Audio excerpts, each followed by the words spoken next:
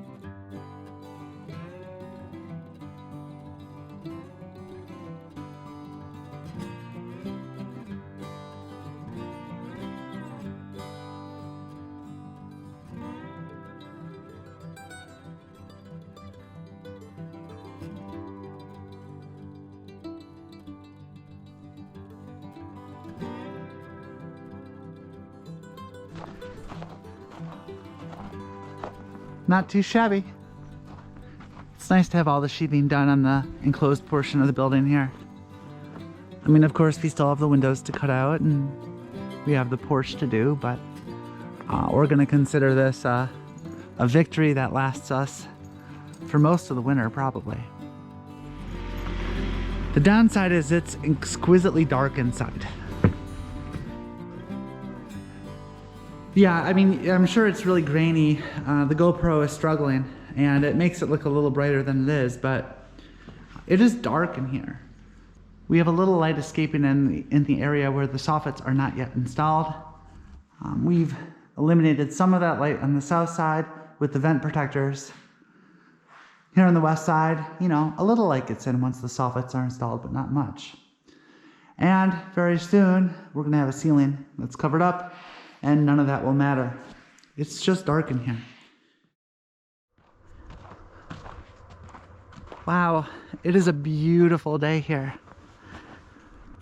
Just above freezing and sunny. Robert and I have spent the morning in the barn cleaning. And by cleaning, I mean removing everything that's not immediately necessary. And we've stacked all of our building materials and metal on this nice little pile here. Last night, I went and bought a bunch of 2x4s for joists for the office ceiling. We're going to be installing joist every 16 inches on center here across the entire office ceiling. That'll obviously support batt insulation above it, and we'll hang drywall from that. It's not a priority to get it all done now, but we would like to get the end bays done because those joists are going to connect to the rafter up there and all that area is going to be sprayed with foam. So if we don't get the joists in, it'll be very hard to get them in later. We'll have to be chipping away foam and I don't think anyone wants to do that.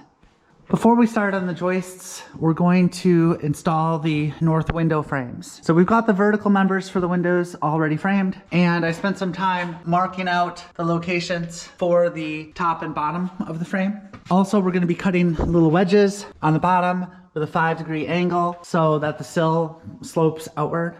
I also went through and drilled some holes in this nail plate up here. It's going to be boxed in, really. Like, we're not going to be able to get insulation up in there really well, so we'll have to use spray foam, and those holes are access for that spray foam.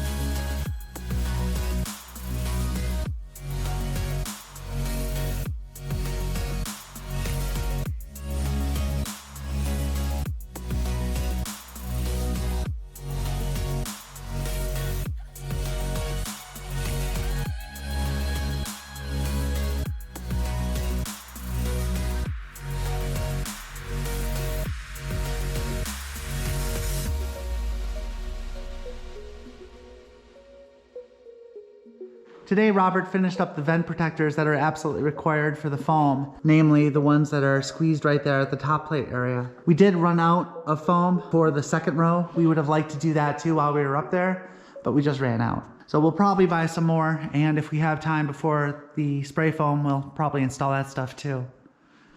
While Robert was doing that, I started working on the ceiling joists in the office area here. I marked out all the locations and I installed the brackets on a couple of the rafters. So that rafter, and then way back here on the other side, I installed them on this rafter. I also went through those ceiling joists and cut them around the end rafters. So basically all the joists have been carved out like this, and that will kind of form fit up against this rafter here. It's a little funky because this is a 2x8 rafter on the end, and then we have basically 2x10-ish LVLs for the 3 center rafters. So the joists don't line up perfectly, so we have to do this custom cut. It's not ideal, and it actually makes it a little challenging to mount. If we used a 4.5-inch nail, you know, we could certainly drive it through into the rafter there. So we could, you know, drive a nail through, but my accuracy with the jumbo nailer in tight spaces is very poor, so I don't love that idea. The other option is to use a 5-inch lag. This is a 4-inch lag, just for reference, and that would certainly be overkill for this application, but it would be a little easier to control. We can use the compact impact driver. I mean, we could hand drive them as well. It's not that many nails. So I guess, you know, we could pre-drill and then hand drive. Probably the cheapest option is pre-drilling and hand driving. Last night we debated different ways to secure to the end rafter. And I think we decided just to use a 40 penny nail. I'm doing a pre-drill just to kind of get it through here in the right angle. And then we'll hammer it in ourselves. So we'll preload them.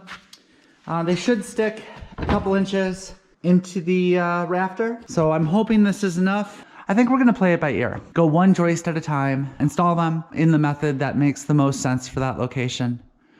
This corner here is obviously very tight, and up around that girt there is gonna be a little bit of a problem. Everywhere else should be fairly reasonable, I think.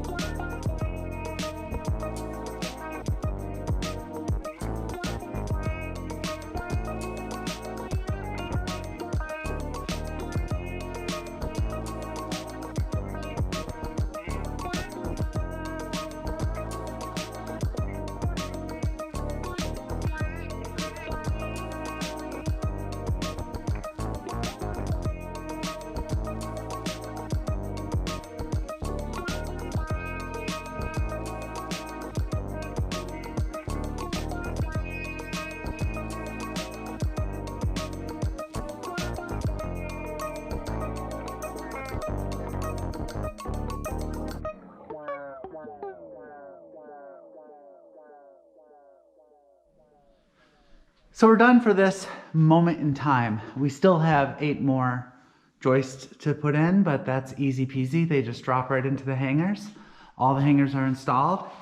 We also took a little time here and installed nailing plates for the eventual interior walls, the drywall, up along there and along the entire edge up top there.